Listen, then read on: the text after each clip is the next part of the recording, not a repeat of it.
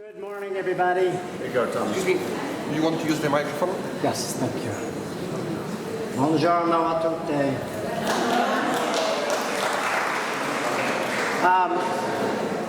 I am going to paint very fast. But first, I just want to say a couple of thank yous. First of all, to Anna Massinina. Nobody would be here without Anna's enormous efforts year after year. Her calm demeanor, I don't know how she does it. But she's so organized, she's so generous, kind, and she's brilliant and beautiful. It's not fair. But I do want to thank her. Also, Giorgio Pellegrino of the Watermark Museum, the whole town of Fabriano. It's the town built on paper, which is not just words, it's actually true.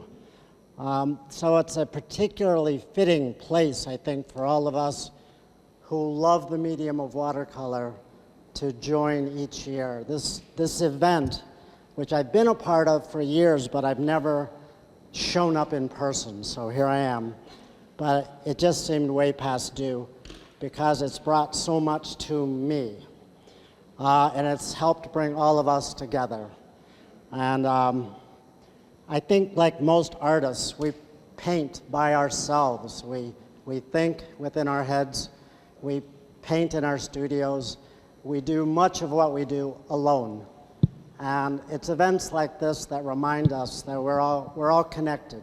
There's all something, no matter how different we are, that joins us all. It's a very important, very beautiful thing. So I want to thank everybody for making this happen. I want to thank Lauren for his kind introduction, but also for everything he has done to advance the medium of watercolor, the recognition around the world. I could talk a long time about Lauren and the very, very few handful of people that have made it possible for people like me to do what I do. So thank you. And mostly thank you all for showing up, because without you, there'd be no me. So that's been great.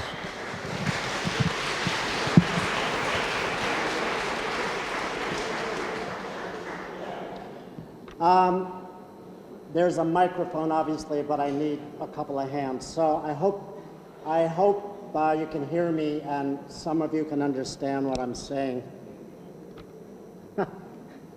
If not, you can put in your earphones and listen to music.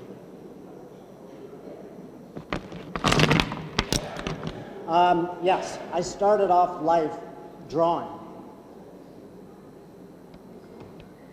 My mother said I was born with a pencil in my hand. I hope for her sake that's not true. That would be painful. But I'd love to draw my whole life. For me, watercolor is an extension of drawing.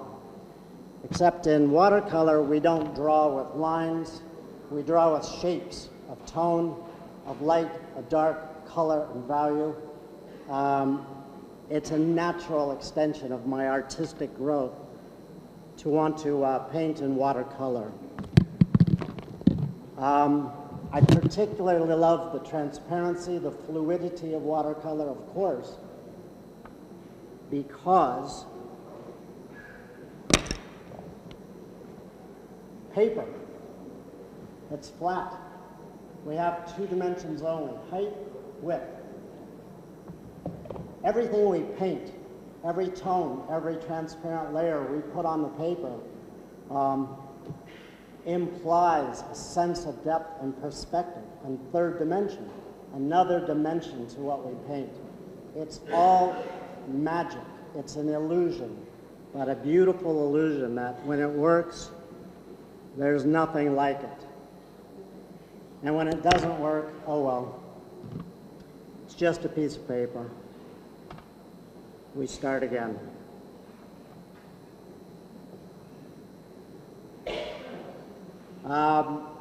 My subject matter varies a great deal.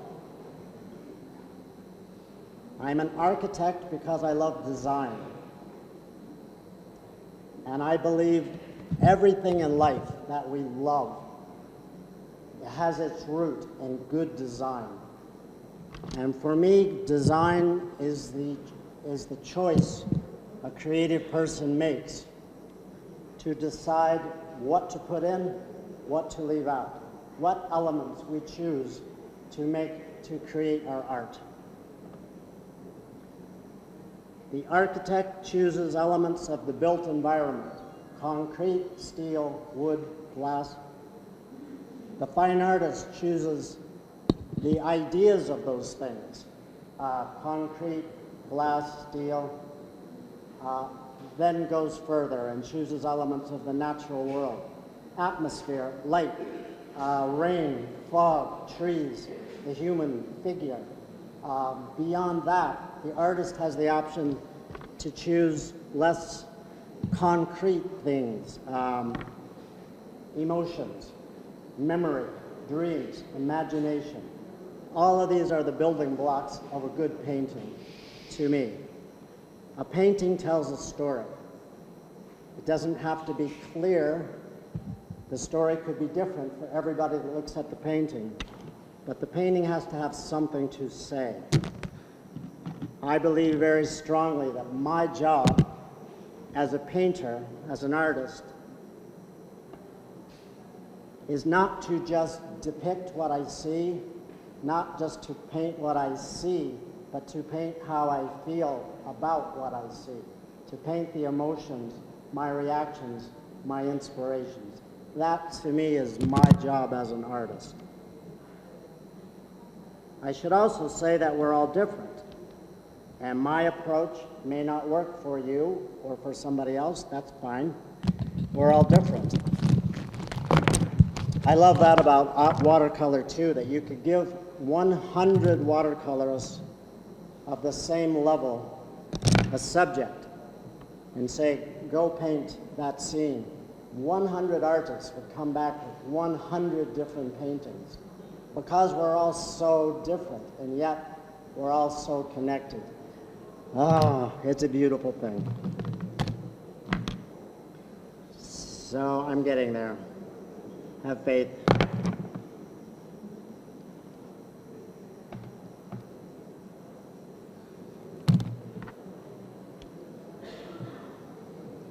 My palette, if you can see,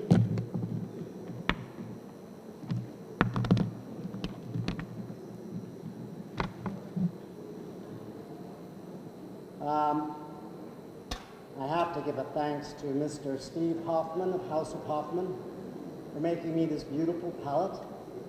It goes with me everywhere. It's been around the world a million times. But I arrange my colors from light to dark, and also from warm to cool. Not a rule, just what I do. It helps me jump around. Easily transition from a light tone to a dark tone, from a warm tone to a cool tone.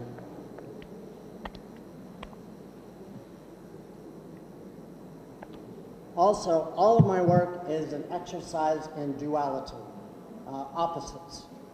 Light versus dark, warm tones versus cool tones, man-made, man-built objects versus atmospheric objects and the natural world, vertical versus horizontal. All of these things come into play in my work. It's always this tension between opposite ends of the spectrum, meeting in the middle, hopefully to create some kind of magic that wouldn't exist otherwise.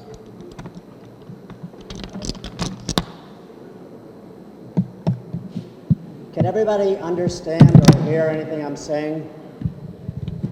Okay. I have to talk while I paint.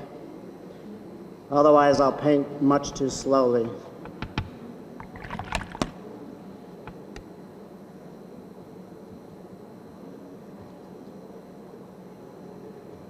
So I begin with 4 wells of wet paint, just so that I always have something wet to work with.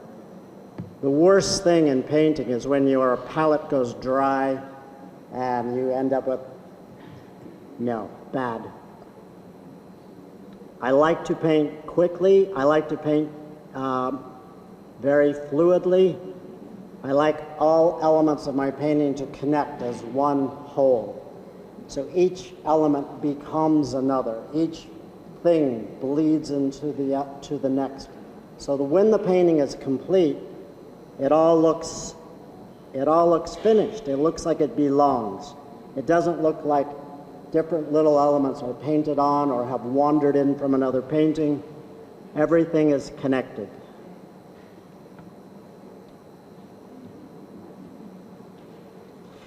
Okay, that's my basic palette.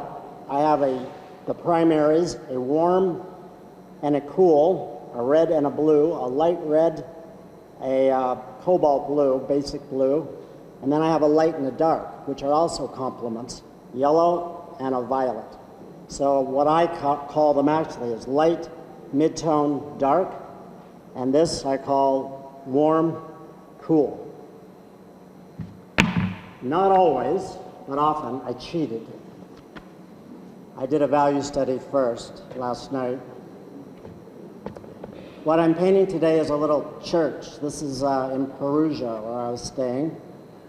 And this amazing shaft of light came down from a neighboring building, illuminating this, the facade of the church. So I want to make it very clear, what I'm painting today is not a church. It's a pattern of light. It is just an abstract composition of light that, when dry, I hope, will remind you of a church, will remind you of an experience of standing in such a place, will feel like a very human experience rather than a removed presentation or illustration. Not what I want. Last thing I want. I want this to feel like a personal experience where you, the viewer, could feel yourself drawn into this. So you see, I hope you can see on the screen, there's a facade of a church, there's shadow. What's really going on here is a very simple pattern of values. A dark, a light, a mid-tone, 3 values. That's it. There's also a background, a midground, a foreground, 3 spatial relationship areas. If you combine the 3 values, dark, mid-tone, light, in any way you like, you're going to end up with a convincing sense of perspective and depth, leading the viewer not just onto the surface of the paper, but deep, deep within, a real, actual human experience. So I have arranged the values such that the facade of the church, which might be considered the focus, is actually largely unpainted white paper. The background, these buildings don't need much detail. They're going to be mostly midtones, and this big, beautiful, abstract shadow in the foreground, which will gather up the human figures, will all be dark, various tones and colors, but the value is what counts. Value is what counts.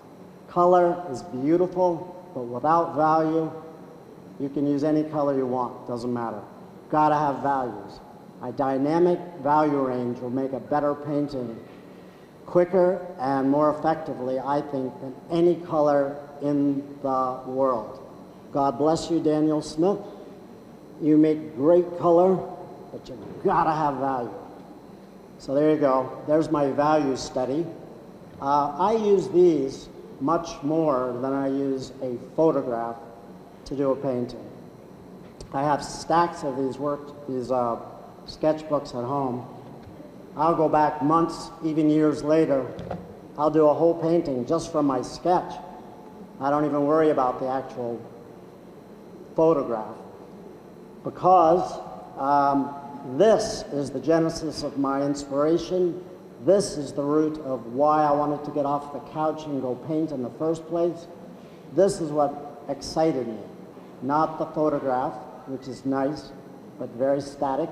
This is kinetic, this is alive, this is human emotion at work. So this is what I use to paint the painting, not a photograph.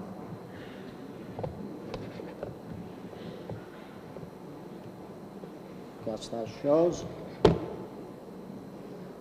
If it makes sense and anybody would like to and has a question, please just shout out the question. I'll do my best to answer you. Does anybody have anything to say? Any critiques, comments, questions? I can't see you too well from this distance, so just speak up or stand up. Anybody? There's any question for Tom regarding his presentation in terms of values? Oh no. Excuse me? How long is the time that you spend doing the drawing? The drawing? Yes. Less than 1 hour. Less than 1 hour. Is any fare domanda regarding come la presentazione di dipingere, il tempo? Qualcuna domanda? No? Grazie.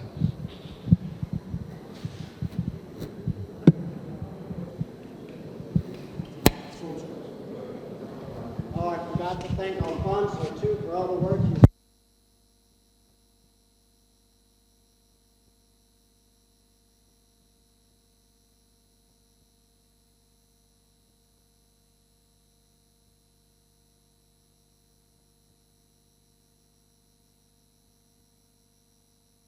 Usually I begin with the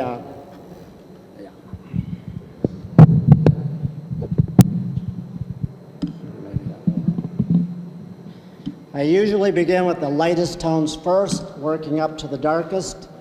Not always, but usually.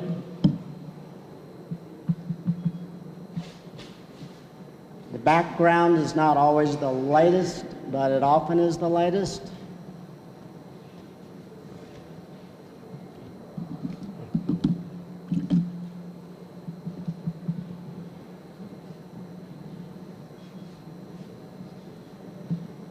Paper I'm using today is a Fabriano Artistico. Not just because I'm in Fabriano, but because it's a beautiful paper that's very light, bright paper with a phenomenal texture. A really lovely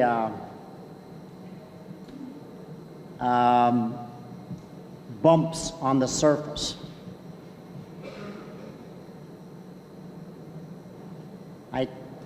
I tend to use pigments. I use pigments that are very sediment-based, so they're heavy, they sink into the valleys of the paper and float over the tops. So I love this Fabriano Artistico because it has all these beautiful little bumps in it, so the paint can sink down in and float over the surface. Right now I'm using a beautiful squirrel hair mop from Raphael. These are available. Well, this one is available from Savoir Faire. Pierre is here. You should say hello if you can, the representative, the owner, who imports these beautiful brushes and Sennelier pigments, and also is the U.S. distributor for Fabriano paper.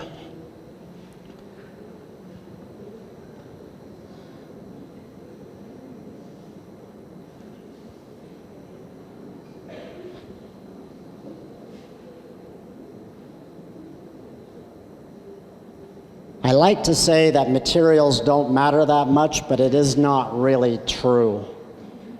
There's a lot of good paints on the market, but there's only a few manufacturers that make really phenomenal brushes. Skoda is one, Raphael is one, but perhaps the single most important tool the artist can buy is a good piece of watercolor paper. I've seen a lot of really good paintings go south just because the artist grabbed a bad piece of paper. So all cotton is good. If you have any money to spend, you should probably spend it on a decent piece of paper. If you can, an all cotton paper is best.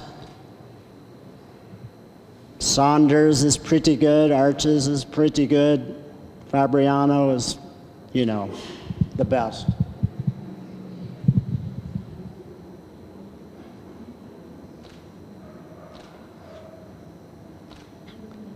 So again, I'm painting just the background here, loose, very washy, very runny, just allowing the values to run together, the colors to blend, not just because I like it, but it helps it make this look far away.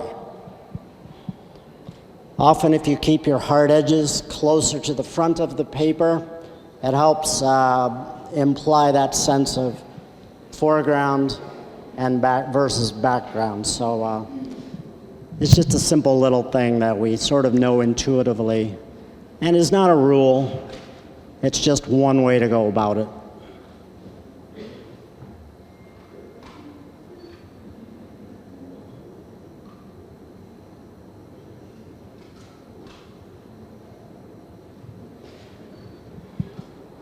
I do teach a lot, but I'm not one of those teachers that says, do this, don't do that. I don't believe there's a right way to do anything in this world. There is the way that works for you. It's interesting to watch what other choices other people make, of course. But they may work for you and they may not. It's good to try them, to experiment, find your own way. Whatever feels best to you, you should listen to. Somewhere in there is probably going to be an answer. But ultimately, there's not much substitute for just practicing. If you love to paint, you're going to paint. And if you paint, you're going to get better.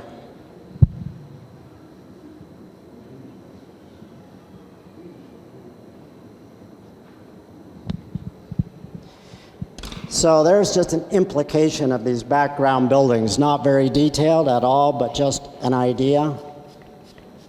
I use my handy-dandy spray gun to blend the colors together a little. And don't forget,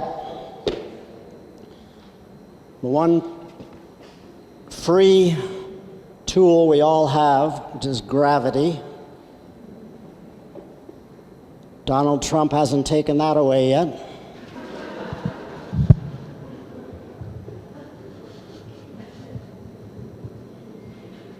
Although, any minute, you never know.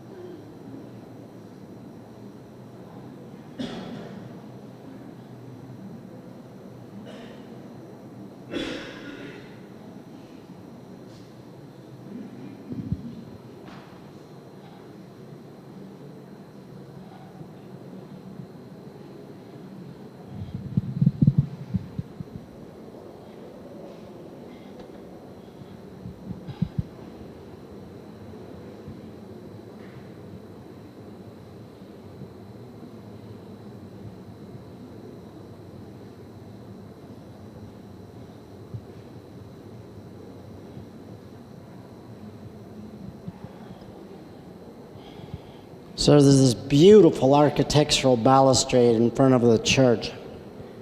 My inner architect wants to detail this to death, but I know that's a mistake. So the painter in me says, just imply, don't describe. So I'm just trying to very quickly imply it without drawing every little thing on it.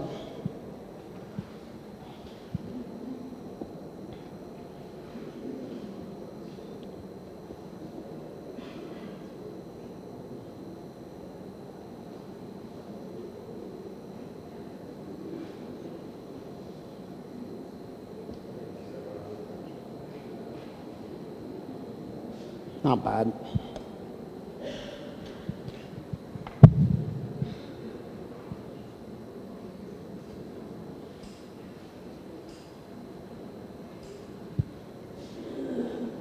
Again, no questions from anybody? It's strange, I cannot give a workshop in the US without everybody asking 1,000 questions.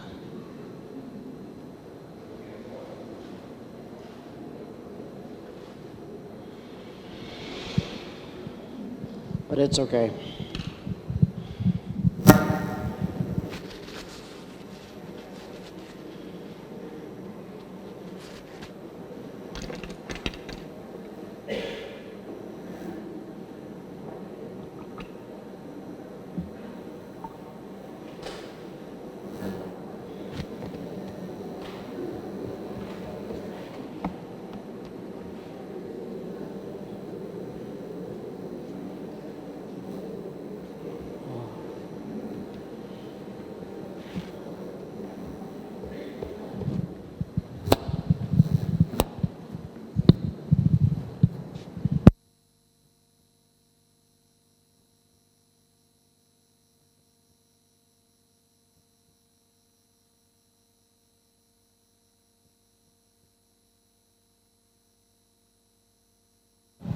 So,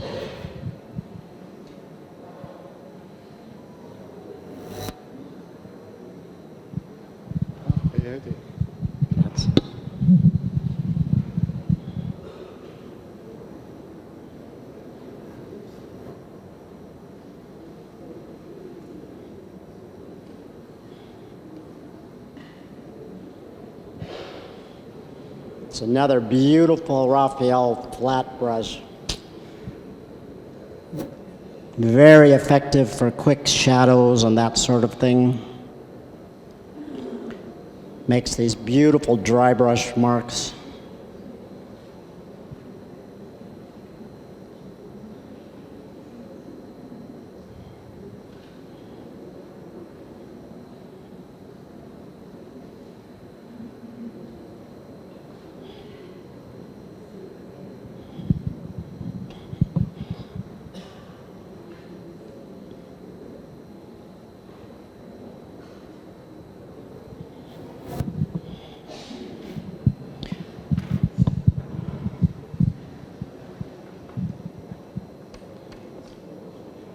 So, yes, as Lauren was kind enough to mention, because I asked him to, I do have a new book coming out in September. And yeah, it's about my painting, but it's more about you. It's about us. About how do you find what you should be painting? How do you know what works best for you? You can watch a million other painters paint. You can learn a lot, perhaps, but what you can never learn is, yeah, that's great, but what do I want to paint? What speaks to me? You can learn all the technique in the world, but if you never figure out what you want to paint, very passionately want to paint, what good does all the technique in the world do you? Not much. So this book is about, I hope, trying to help other people as much as I possibly can figure out what is it you want to paint versus the guy next to you, versus your neighbor, or some so-called master painter in some far-off land. They may have some useful tips for you, but it's only you. You can figure out, why do I want to paint this and not this? That's what my book is all about. I do really, truly hope it helps some people. And it's not just for me to make money, because you don't make money off of books. Not in America anyway. Maybe, I don't know. Maybe if it was full of nude scenes or something, but it's not.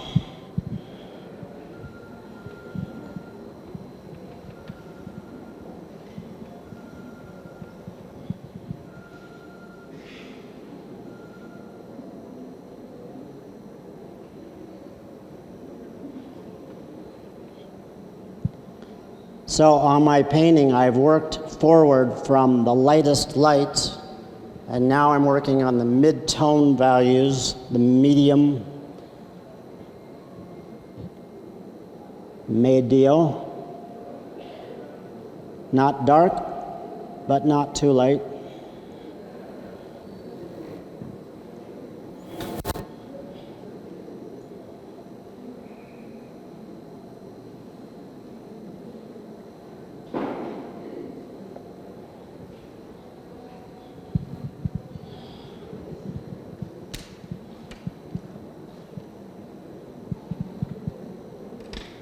Damn.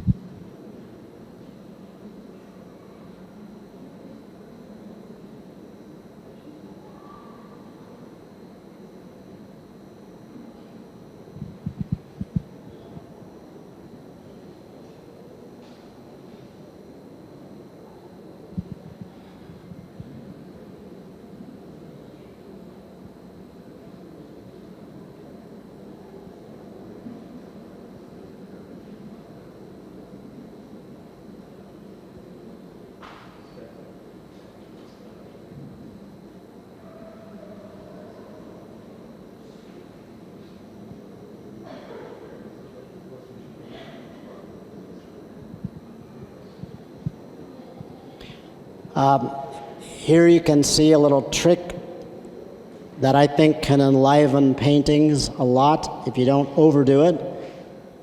But it's something I do a lot, the use of complementary tones. I'll rarely use a yellow without using a violet to complement it, or a warm without a cool. It's again the idea of two opposites meeting on the surface of the paper to make a nice, lively, dramatic interaction.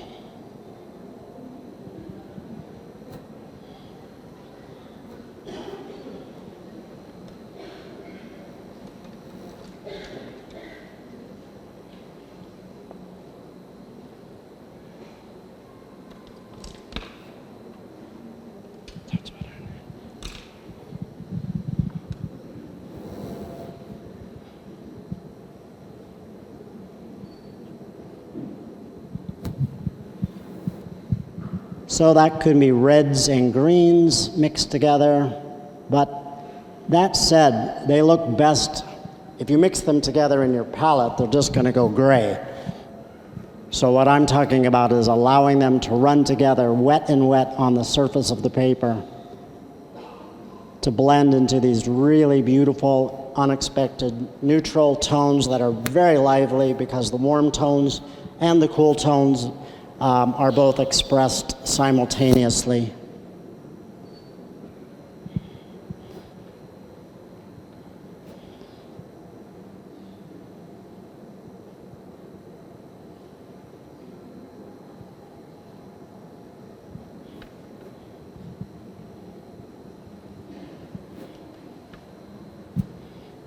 How does this look on the screen?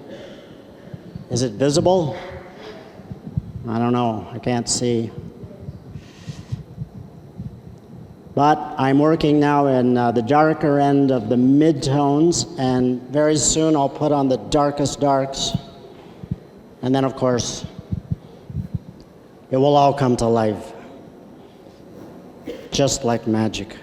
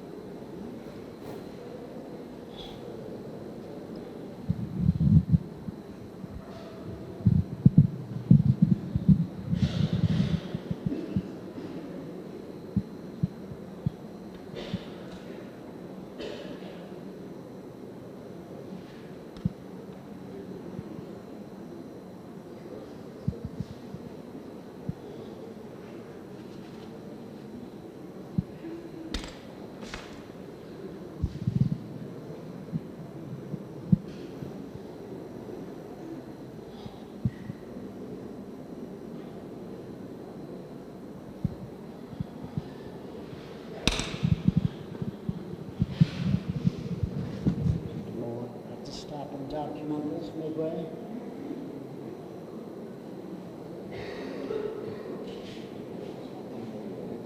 Sorry?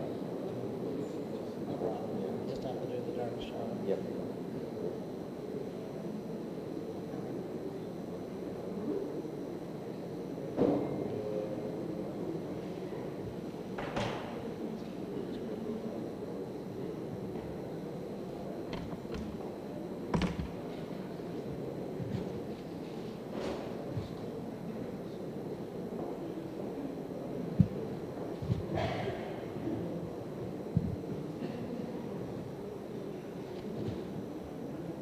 I don't know where Janice is, but if she could take some photos of this underway, that would be really useful.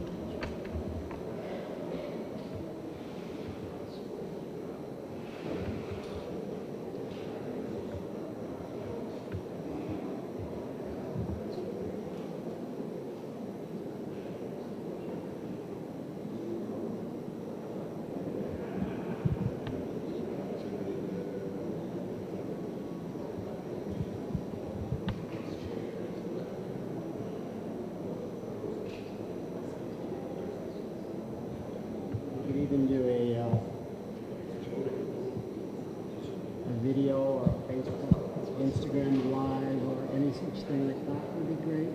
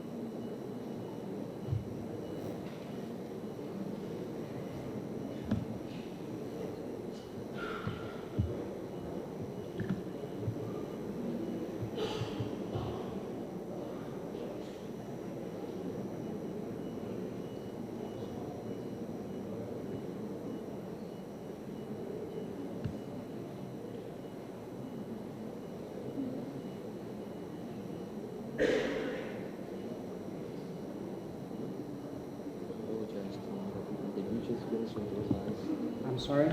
I apologize, but just let me just carry on. Sorry. This time. I got started 15 minutes late, so I can't do 45 minutes in a half hour. I'll be done in 2 minutes.